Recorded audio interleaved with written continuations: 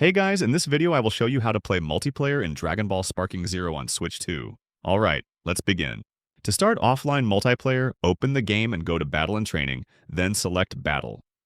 Choose offline and pick P1 versus P2.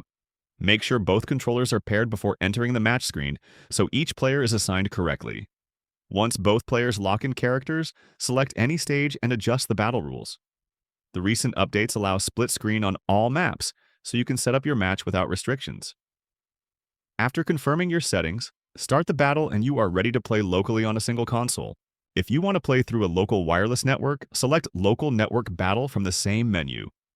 Each player must use their own Switch or Switch 2 and load Sparking Zero. After that, the consoles will search for each other automatically. For full online multiplayer, you will need an active Nintendo Online subscription. So that's basically how you can play multiplayer in Dragon Ball Sparking Zero on Switch 2. That's it for this video. Thanks!